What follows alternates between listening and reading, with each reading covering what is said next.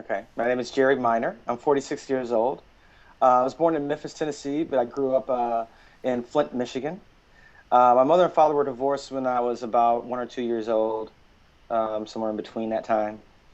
And after that, my mother, she she went through a few religious organizations. It's really hard for me to remember because I was really young then, but she was involved in a few religious organizations, some that I can't remember exactly what they were, but she was heavily involved in trying to find something through religion that I do remember. She grew up in a very abusive household. Her mother died when she was 5 years old, and her siblings were subsequently split up between a bunch of family members. So she didn't really have a family per se to grow up with. And I think she was always seeking something like that. And after she got divorced from my father, I think she was seeking a group, to find some kind of acceptance, security. When I was around 7 years old, 6 or 7 years old, my mother came in contact with the Jehovah's Witnesses. A lady came to her door. We lived in the suburbs of Flint, Michigan. At the time, my mother was newly divorced, and she started going to the meetings. Became really heavily involved really quickly. So that was around end of 1975, 1976. She became a full-fledged member in 1977. That's when she was baptized. So 1977 was around 10 years old. Was when my mother really accepted it. She came in contact when I was around 7, but she became a full-fledged. So at a certain time, I started to around age 19, 18. I started to have not necessarily doubts, but it became really depressed. Obviously, I didn't have a college education. I didn't have a lot of job prospects. And a lot of my friends were starting to have a lot. I had a friend that died after not receiving a blood transfusion. And I had a lot of other friends who were having just really a lot of emotional problems and were just having a hard time in a lot of different ways. Were succumbing to a lot of different things, drugs and violence, a lot of different things that I didn't expect and was told that I would not see, within this organization, especially with the young people. And so I was starting to become disillusioned, and I found a girlfriend. But in all of that, I was still going to the elders in my congregation and saying, "Hey, I'm having a problem. I don't know what my problem is." And finally, this was me approaching them and saying, "Hey, I've got a problem. I want help." Them saying, "Well, you need to be disfellowship for a while," and that was their formula for bringing me back into it somehow, getting me not disillusioned somehow. So their solution when you went to I remember when I was on 10. I became more aware of it when I found out how restrictive, I guess it was. There was some things that I couldn't do. So at 8 years old, 9 years old, I wanted to become a Cub Scout. And so I'd come to my mother and say, "Hey, I want to be a Cub Scout." She would go to the person that was studying with her, is the term that Jehovah's Witnesses use. That's when you're kind of mentored. So when things like that would come up, when I say, "Hey, Mom, I want to be in the Cub Scouts," I'd notice that she'd ask this lady who come to our house, and then I get an answer, which that we never had anything like that before, in our household. Then later on, I found out, well, God doesn't like you to be in the Cub Scouts. And at that age, I didn't really know why. All I knew was that I was being given an explanation that God didn't like the Cub Scouts. So that was when I first kind of got the difference that this was a different kind of organization thing that we ran. I was used to going to church. I'd gone to church with all my relatives, my aunts and uncles, my dad. Even though they were divorced, I still had a good relationship with my dad.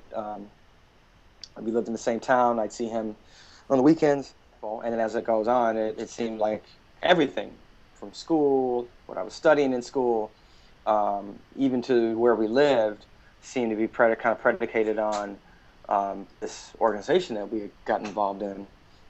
And then I've started to also be taught. So I'm going to 5 meetings a week. Also, I have my mother. She was encouraged to study the publications with me.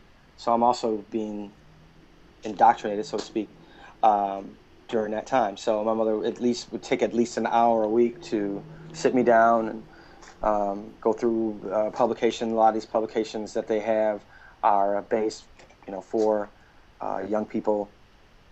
So she would get a book that was for a young person, and she would sit down and try to study that with me. And then, as time goes on, she even went to my mother. Was a Uber Jehovah's Witness, so she took it to the farthest extent. I mean, she was teaching me the deepest things about that organization and their philosophy and their theology at a really early age. I mean, I think I knew a lot of things at 10 or 11 years old, and a lot of that was really disconcerting. A lot of it I did not want, and vocally, like, say, I don't want to know this. I'm not interested in knowing this. I don't want to know this stuff. And also deep prophecy, Bible prophecy things like that, of things that I just was not interested or didn't have the mental capacity to even be interested at that age. But my mother almost like forced that kind of stuff on me to force me to learn it.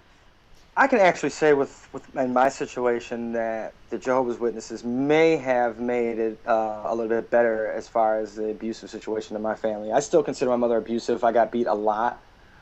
And those were usually for behavioral things, for lying or not doing the chores or whatever.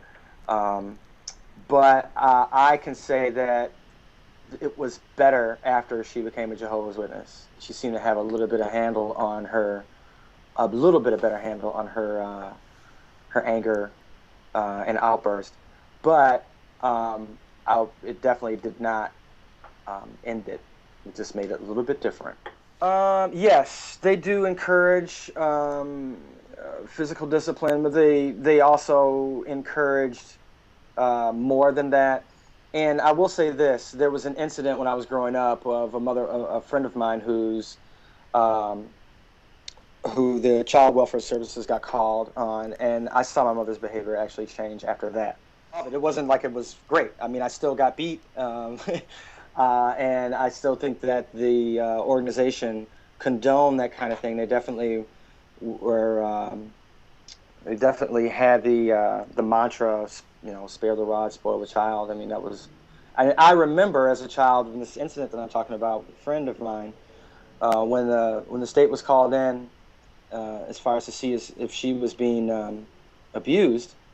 I remember feeling like, well, I don't know why they're doing that to the parent.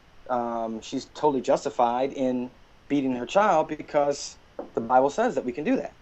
I remember as a child feeling that way. I saw so many children that were, that got corporal punishment used against them, physical punishment used against them in the Kingdom Hall.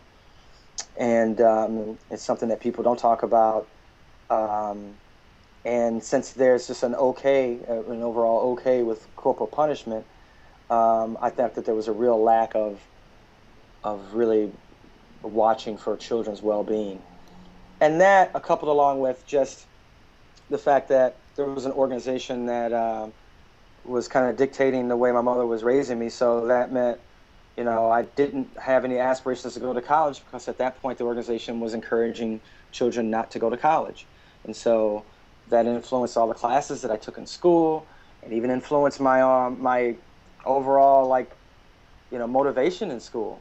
What good was it to do any good when the world was going to come to an end, and I was encouraged not to go to college anyway? So all those things influenced me very heavily in my upbringing growing up. And I would say a lot of things negatively. I really wish that I had the advantage of being able to have the college prep courses before. I did end up going to school much later on. I was lucky enough to have the influence of my father, who I kind of split off from because of religious reasons. I hadn't totally lost contact with him, but I definitely was pursuing a course that was totally along with the organization, and so I limited my contact with my own father. Around age 19, 18, I started to have not necessarily doubts, but it became really depressed. Obviously, I didn't have a college education. I didn't have a lot of job prospects. And a lot of my friends were starting to have I had a friend that died after not receiving a blood transfusion.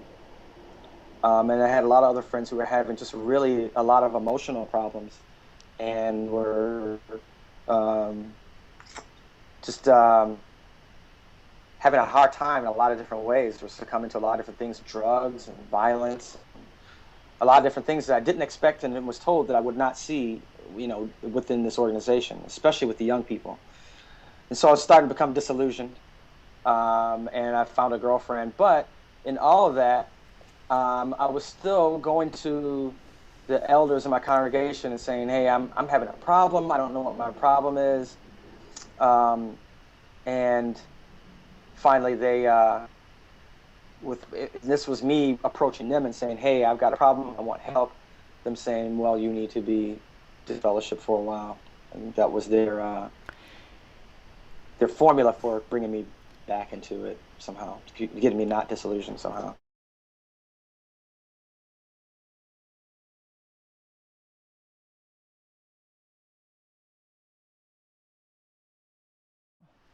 Well, certainly some of the policies haven't changed. I don't know if people are, I can't say whether people are following the policies, but obviously the threat of not following their policies is of total disconnect and disfellowshipping. So that policy still stands.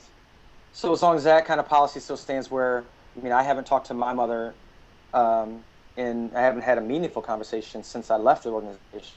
That's more than 20 years ago, and I haven't had any kind of conversation with her in the last couple of years. And I think, and that's all because of this gap of this religion. She's told that you're not supposed to come in contact, and they're constantly told not to contact, not to talk to relatives that are disfellowshipped. I feel like I was at a really young age when I was in it. I had I didn't really have a good idea of what the organization was, or what I was getting into when I got into it. But even so, I still feel like it's a very unloving, unchristian thing to do, to divide families. And essentially that's what's happening when you tell one family member not to talk to another family member because of religious reasons. The different things in my personality and the things that I want to say as an artist, I think, I mean, obviously are influenced by my background and the things that I've gone through and come through. I happen to meet a lot of people who have had a similar background to me. I mean, for one thing, I became an actor and a comedian because I had to find a career very quickly because I felt like I was behind and I had to find out what I was doing. I mean, who knows what I would have become in a different situation, but it was something that I knew that I could do. I kind of figured I was funny because I knew I was funny in school, and it was really the only thing that I had. I didn't have a lot of background academically because that just wasn't encouraged. So something that I could do quickly is like I know I can make people laugh, so I got right up on stage right after I got disfellowship.